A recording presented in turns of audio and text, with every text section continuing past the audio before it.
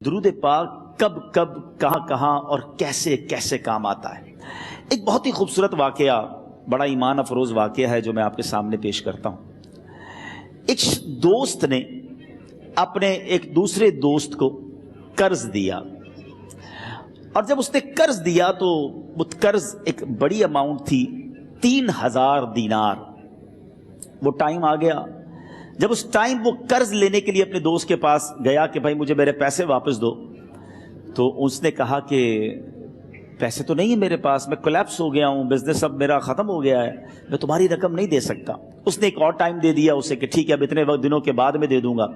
وہ ٹائم بھی گزر گیا، اور جب وہ ٹائم بھی گزر گیا تو اس کے بعد اس دوست نے کہا کہ اب تو پیسے دے دو بھائی، میرا ٹائم پورا ہو گیا ہے۔ پھر نہ دے سکا ٹائم۔ آخر کار معاملہ جو ہے وہ کورٹ میں چلا گیا، قاضی کے پاس چلا گیا۔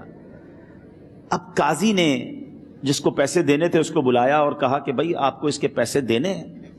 کہتا ہے ہاں پیسے تو دینے ہیں۔ تو کہا پھر دیتے کیوں نہیں ہو؟ کہا پیسے ہیں ہی نہیں، کاروبار ہی ختم ہو گیا ہے، قرضہ تو لیا تھا، اب میرے پاس بچا ہی کچھ نہیں ہے۔ تو کہا اچھا اب یہ بتاؤ کہ کب دو گے، کیسے دو گے؟ اس نے کہا بس میرے پاس پیسے ہی نہیں ہیں۔ تو کہا اب تمہارے پاس 30 دن کا ٹائم ہے، 30 ڈیز میں یا تو اس کے پیسے لوٹا دو یا 30 دن کے بعد تمہیں قید کر دیا جائے گا۔ یہ شخص اب گھر آیا، پیسے تو تھے نہیں، مگر شاید علماء نے لکھا کتابوں میں، یہ واقعہ کئی بڑی بڑی کتابوں میں لکھا اور درود پاک کے فضائل کی بڑی بڑی کتابوں میں لکھا، اور اس شخص نے سوچا کہ اس نے ایک حدیث پاک پڑھی ہوئی تھی کہ جس میں یہ نبی پاک علیہ الصلوۃ والسلام نے فرمایا ہے، جس کا مضمون ہے کہ جو شخص پریشان ہو، مصیبت زدہ ہو، اسے چاہیے کہ مجھ پر کثرت سے درود پاک پڑھے، کیونکہ درود پڑھنا مصیبتوں اور پریشانیوں کو لے جاتا ہے۔ اب اس عاشق رسول نے سوچا اور تو کچھ ہے نہیں، اب میں درود پاک پڑھنا شروع کرتا ہوں۔ صبح سے لے کر شام تک وہ درود پاک پڑھنے لگ گیا۔ 27 دن گزر گئے، only 3 days left، 3 دن باقی تھے قاضی کے پاس جانے میں۔ 27 دن گزر گئے درود پڑھتے پڑھتے۔ جب 28ویں رات آئی تو آنکھیں تو بند ہوئیں، مگر خواب میں اسے ایک آواز آئی، گھبراؤ نہیں، تمہارا قرضہ ادا کر دیا جائے گا، تمہارا مسئلہ سالو ہو جائے گا۔ صبح اٹھتا ہے، درود پاک پڑھ رہا ہے، مگر کہتا ہے یہ آواز سے تو مسئلہ حل نہیں ہوگا، پیغام کیا ہے اسے سمجھ نہ آیا۔ 28واں دن گزر گیا، 29ویں رات آ گئی، مگر اب آنکھیں بند ہوئیں اور قسمت جاگ اٹھی۔ نبی پاک صاحب لولاک صلی اللہ تعالی علیہ وسلم خواب میں تشریف لائے، اور پیارے آقا صلی اللہ تعالی علیہ وسلم نے فرمایا گھبراؤ نہیں، علی بن عیسیٰ وزیر کے پاس جاؤ، وہ تمہارا قرضہ ادا کر دے گا۔ اب یہ عاشق رسول صبح اٹھا تو ویری فریش، حشاش بشاش کہ اب تو کام ہو گیا، نبی پاک نے خواب میں آ کر بشارت دی ہے۔ مگر پھر ذہن میں سوال آیا کہ علی بن عیسیٰ کے پاس جاؤں گا تو ثبوت کیا ہے، پروف کیا ہوگا؟ میں جا کر اس کو کہوں گا کہ میرا قرضہ دے دو تو ایسے تو قرضہ نہیں دے دینا، اور میں نے اس کو کہا کہ مجھے نبی پاک نے خواب میں کہا ہے، اور اس نے اگر مجھ سے کوئی نشانی مانگی تو میں نشانی کیا دوں گا؟ آخری دن تھا، 29واں دن تھا، وہ بھی درود پڑھتے پڑھتے گزر گیا۔ 30th نائٹ آ گئی، صبح وہ دن ہے جب عدالت میں جانا ہے۔ اب اس رات پھر نبی پاک علیہ الصلوۃ والسلام خواب میں تشریف لائے، اور آقا علیہ الصلوۃ والسلام نے فرمایا کہ علی بن عیسیٰ وزیر کے پاس جاؤ، وہ تمہارا قرض ادا کر دے گا۔ کہ حضور چلا تو جاؤں گا، لیکن اگر وزیر نے مجھ سے کوئی نشانی طلب کی تو میں کیا جواب دوں گا؟ پیارے آقا علیہ الصلوۃ والسلام نے کمال کا ارشاد فرمایا کہ علی بن عیسیٰ سے کہنا کہ تم روزانہ فجر کی نماز کے بعد 5000 بار درود پاک پڑھتے ہو، یہ راز فقط تم جانتے ہو اور تمہارا رب جانتا ہے۔ اب یہ جب صبح اٹھا تو ایک نشانی بھی مل چکی تھی۔ عدالت میں جانے سے پہلے وزیر کے دربار میں پہنچ گیا، اسے یہ ڈر تھا کہ آج پیسے نہ لوٹائے تو سزا ہو سکتی ہے۔ جب وزیر کے دربار میں پہنچا تو وزیر اپنے مشیروں کے ساتھ بیٹھا تھا۔ کہا مجھے آپ سے بات کرنی ہے۔ کہا بتاؤ کیا بات کرنی ہے؟ کہا میں ایک پیغام لایا ہوں آپ کے لیے۔ اچھا کس کا پیغام لائے ہو؟ کہا میں نبی پاک جناب محمد مصطفیٰ صلی اللہ تعالی علیہ وسلم کا پیغام لایا ہوں۔ وہ عاشق رسول وزیر تھا، کہتا بتاؤ میرے آقا نے کیا پیغام دیا ہے؟ کہ حضور میں 3000 دینار کا مقروض ہوں، آج آخری دن ہے اور میرے آقا نے مجھے بشارت دی ہے کہ آپ سے کہوں کہ آپ میرا قرض ادا کر دیجئے۔ علی بن عیسیٰ کہتا ہے کوئی ثبوت ہے آپ کے پاس؟ ہے کوئی دلیل بھی ہے آپ کے پاس؟ میں کیسے مان لوں کہ آپ کو نبی پاک علیہ الصلوۃ والسلام نے بھیجا ہے؟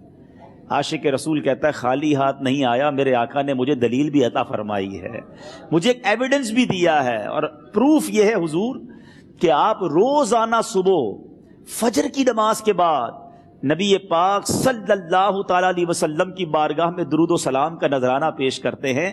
جب تک 5000 کا عدد پورا نہیں ہوتا آپ اس وقت تک کسی اور سے بات نہیں کرتے، اور اے وزیر صاحب یہ راز صرف آپ کو پتا ہے اور آپ کا رب جانتا ہے۔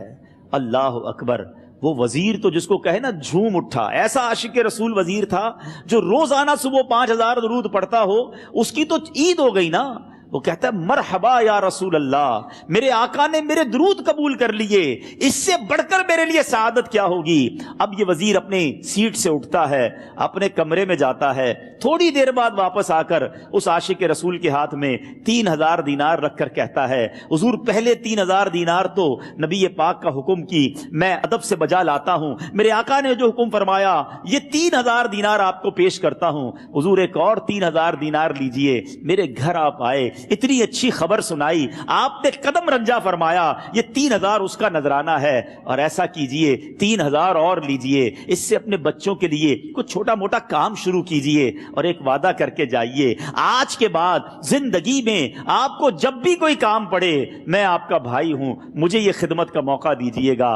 اللہ اکبر! وہ مقروض جو ایک رات پہلے 3000 دینار کا مقروض تھا، ہو سکتا ہے اس کے بیک آف مائنڈ یہ بھی چل رہا ہو کہ اب شاید کل میں نے جیل میں جا کر عدالت میں جا کر گرفتاری دے کر جیل میں جانا ہے، مگر اب 9000 دینار ہاتھ میں ہیں۔ عاشق رسول جھومتا ہوا نبی پاک کی یاد میں گھومتا ہوا اب عدالت میں پہنچا۔ عدالت میں everybody expecting over there کہ آج اس نے آنا ہے اور آ کر کہنا یہی ہے کہ پیسے تو نہیں ہیں، گرفتار کر لو، مگر جا کر اس عاشق رسول نے 3000 دینار جج صاحب کے ہاتھ میں رکھ دیے۔ قاضی کہتا ہے پہلے تو یہ بتاؤ پیسے آئے کدھر سے؟ تم تو کہتے تھے غریب ہوں، تم تو کہتے تھے کاروبار نہیں ہے، ایک مہینے میں اتنی بڑی رقم کا انتظام کیسے ہو گیا؟ سبحان اللہ! اس عاشق رسول نے گویا زبان حال سے یہ کہا ہوگا کہ یہ تو کرم ہے ان کا، ورنہ مجھ میں تو ایسی بات نہیں، اتنا دیا سرکار نے مجھ کو، اتنی میری اوقات نہیں۔ اس نے وہ پورا واقعہ بھری عدالت میں سنا دیا۔ اللہ اکبر! میرے پیارے اسلامی بھائیوں ذرا سوچو پہلے زمانے میں کیسے عاشقان رسول ہوا کرتے تھے، وہ جج وہ قاضی بھی کیسا سرکار علیہ الصلوۃ والسلام کا عاشق تھا۔ اپنی سیٹ سے اٹھتا ہے، بھرے دربار میں بھری عدالت میں وہ اپنے چیمبر میں اپنے کمرے میں جاتا ہے، اور تھوڑی دیر بعد واپس آ کر اس کے ہاتھ میں بھی 3000 دینار ہیں، اور وہ 3000 دینار جو ہے وہ اس عاشق رسول کے ہاتھ میں رکھتا ہے کہ سارا ثواب علی بن عیسیٰ کیسے لے جائے، میں بھی تو نبی پاک کا غلام ہوں، میں تمہارا قرضہ میں ادا کرتا ہوں۔ اچھا، اب ایک اور عجیب سینیریو یہ بن گیا کہ جس نے کیس کیا تھا، جس نے دعویٰ کیا تھا، وہ بھی یہ سارا منظر دیکھ رہا تھا۔ کہتا ہے جج صاحب ذرا رکیے، میں بھی اپنے آقا کا امتی ہوں، اور ایک کام کیجئے قلم کاغذ منگوائیے، اس عاشق رسول کا قرضہ ہی میں معاف کر دیتا ہوں۔ اچھا، اب عاشق رسول نے وہ واپس 3000 دینار جو جج صاحب نے دیے تھے وہ واپس جج صاحب کو دیے کہ حضور یہ پیسے آپ ہی رکھ لیں، قرضہ ہی معاف ہو گیا، اب آپ کے پیسے کا میں نے کیا کرنا ہے؟ جج صاحب کہتے ہیں جو پیسے نبی پاک کے نام پر نکالے ہیں اب مجھے واپس نہیں چاہیے، یہ بھی تم اپنے ساتھ لے جاؤ۔ اللہ اکبر! میرے میٹھے اسلامی بھائیوں، وہ عاشق رسول ایک رات پہلے 3000 دینار کا مقروض ہے، اب 12000 دینار لے کر گھر کو واپس جا رہا ہے۔ اس ایک واقعے کے اندر جو ہم سب کے لیے درس ہے، جو ہم سب کے لیے پیغام ہے، شاعر لکھتے ہیں نا، دکھوں نے تم کو جو گھیرا ہو تو درود پڑھو، دکھوں نے تم کو جو گھیرا ہو تو درود پڑھو، جو حاضری کی تمنا ہو تو درود پڑھو۔